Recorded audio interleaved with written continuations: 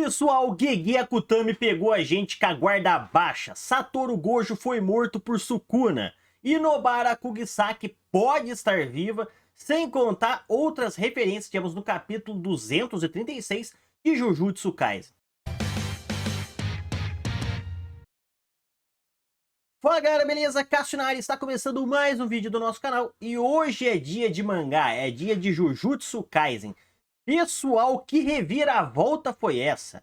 No capítulo passado, Satoru Gojo estava vivo, usou o vazio roxo, obliterou uma Horaga, deixou o Sukuna todo machucado, e a gente começa a ler o 236 e começa num flashback diferente do Gojo ali, dele vendo os amigos mortos dele. De repente a gente percebe que o Satoru Gojo tá com metade dele do chão, metade de pé, tá morto, derrotado pelo Sukuna. A gente fala, que? Como isso aconteceu? Como as coisas chegaram nesse patamar? E é isso que a gente vai analisar agora. Mas antes do vídeo continuar, se inscreve no canal, compartilha com os amigos, pois isso ajuda demais a gente. Pessoal, vamos começar aqui no caso com o flashback que o Satoru Gojo teve. No caso, ele vendo os amigos mortos dele, o Geto, Haibara, Nanami e por aí vai. Vários apareceram durante o flashback.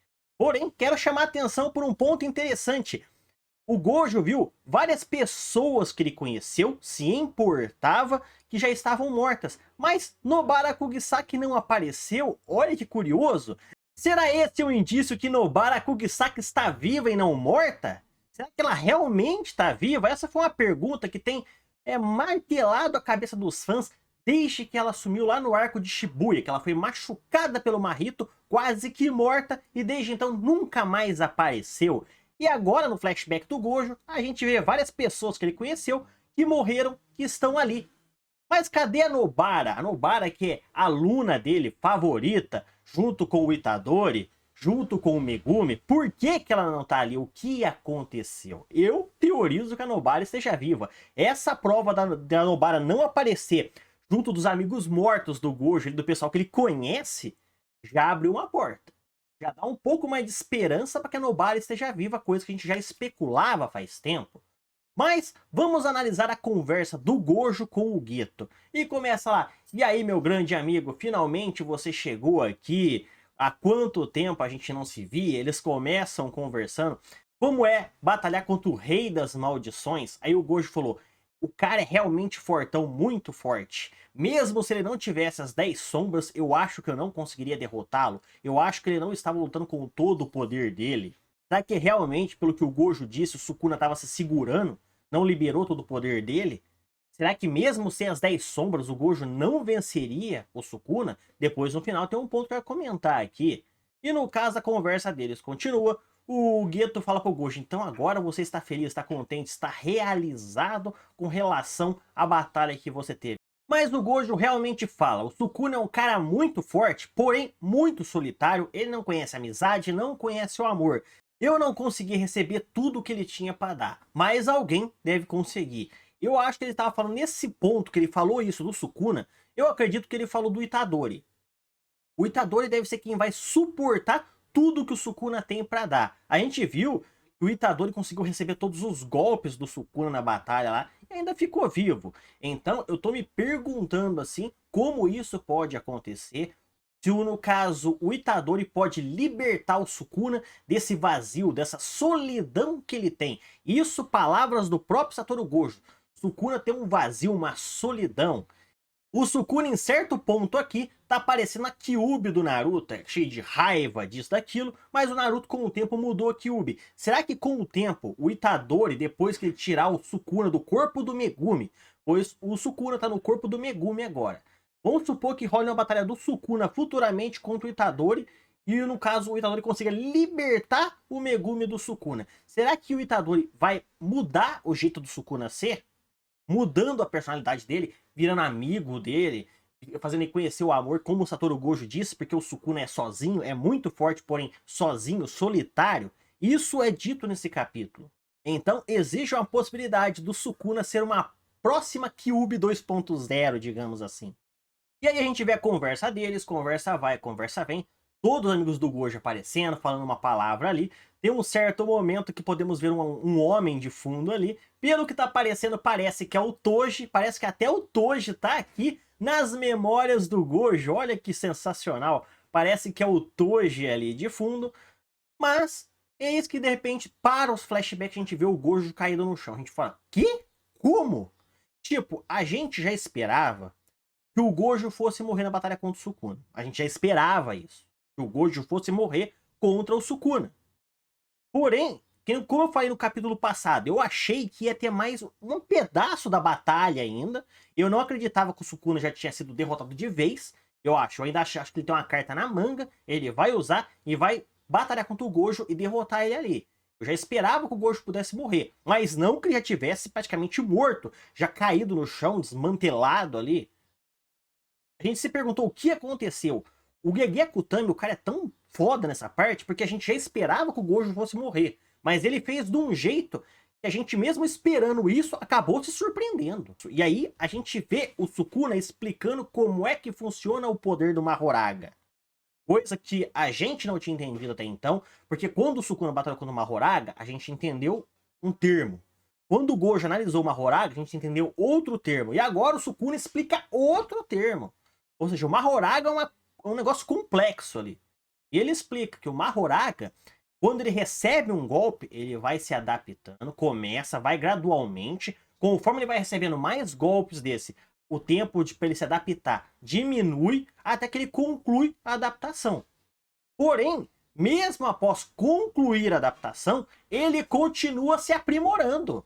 O Mahoraga continua se adaptando mesmo após ter concluído a adaptação. Esse é o ponto. Ele concluiu a adaptação de um jeito que ele usou a energia dele para anular a intangibilidade do Gojo. Porém, o Sukuna não era possível para ele próprio replicar aquilo. Então ele esperou o Mahoraga continuar se adaptando, aprimorando a adaptação dele, até que chegasse num ponto que o próprio Sukuna conseguisse replicar aquilo. E foi o que aconteceu da segunda vez. Ou seja, o Mahoraga vai sempre ficar se aprimorando com relação à adaptação que ele fez. E no caso do Sukuna, ele entendeu como funciona o do Mahoraga e o do Gojo e se aprimorou a ele. Ou seja, o próprio Sukuna usou a aprimoração do Mahoraga para ele próprio entender como funcionava o vazio ilimitado do Gojo e conseguir varar a intangibilidade dele. E foi o que aconteceu. A gente viu o Gojo todo caído, cortado no chão, pois recebeu os golpes. Porque o Sukuna já tinha se achado um jeito de varar a intangibilidade dele com base na segunda adaptação, digamos assim, do Mahoraga. E aí a gente vê também um outro ponto interessante. Isso que o Sukuna falou reflete o que mostrou naquele capítulo anterior, sem ser no capítulo anterior, no antes ainda.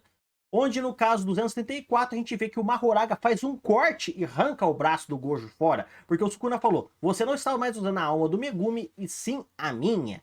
E aí no caso o Sukuna fala ótimo. Ao que ele fala esse ótimo é porque ele entendeu que o Mahoraga se adaptou pela segunda vez ao vazio ilimitado do Gojo. E ao caso, ele usou isso a favor dele, que agora ele conseguia replicar, varar a defesa do Gojo.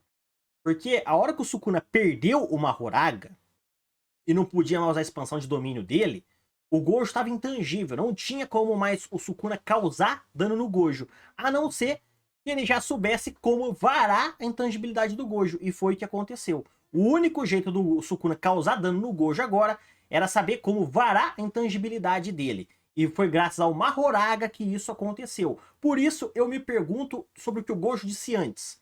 Se o Sukuna realmente, sem as 10 sombras, pelo que o Gojo disse, o Gojo falou, mesmo se ele tivesse sem as 10 sombras, não sei se seria capaz de derrotá-lo.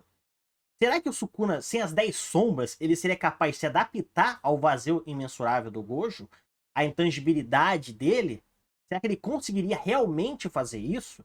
Porque o Sukuna mesmo disse, ele só conseguiu isso graças à segunda adaptação, aprimoramento do Mahoraga. Se não fosse por isso, provavelmente ele não conseguiria varar a intangibilidade do Gojo, a não ser que ele tenha mais uma carta na manga, o que é possível, não descarta que o Sukuna tenha mais uma carta na manga.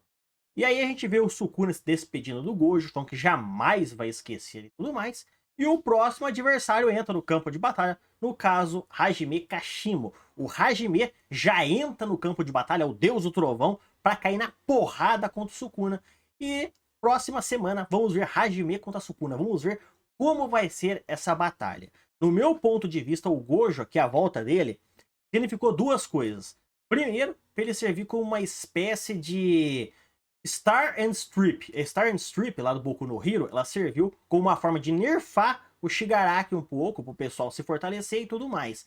O Gojo aqui foi praticamente isso. Ele deu uma nerfada no Sukuna, para os alunos e as outras pessoas ali virem batalhar contra o Sukuna. Pois eles sozinhos, do jeito deles, eles não conseguiriam, pois o Sukuna é muito poderoso. O próprio Gojo não conseguiu, quanto mais os alunos dele. Então, agora que o Gojo nerfou o Sukuna, os alunos dele vão ter uma chance contra ele. Pode ser que o Itadori agora tenha uma chance realmente de libertar o Megumi, tirando o Sukuna dele. Agora existe a possibilidade. E o segundo ponto é que o Gege fez isso para finalmente dar um ponto final no Gojo, pois ele falou uma vez que cada vez que ele ia criar um arco, uma saga, uma parte da história de Jujutsu Kaisen, era complicado para ele, pois ele tinha que achar um jeito de isolar o Gojo.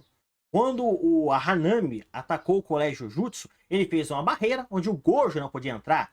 Já em Shibuya, selaram o Gojo. Então agora ele resolveu dar um cabo final no Gojo, para no futuro ele não precisar isolar o Gojo de novo, para conseguir equilibrar a obra, entendeu? Então ele arrancou o Gojo agora, justamente para no futuro o Gojo não ser apelão a ponto de acabar com o arco. Então ele preferiu realmente tirar o personagem agora de vez. Essa foi a interpretação que eu tive do episódio. Realmente, assim, fiquei surpreso. Já esperava que o Gojo fosse morrer. Mesmo assim, fiquei surpreso. Foi um baita do episódio. Jujutsu está em alta em todo lugar que você vê hoje. Beleza? Então, pessoal, esse foi o vídeo de hoje. Se inscreve no canal. Falou, fui.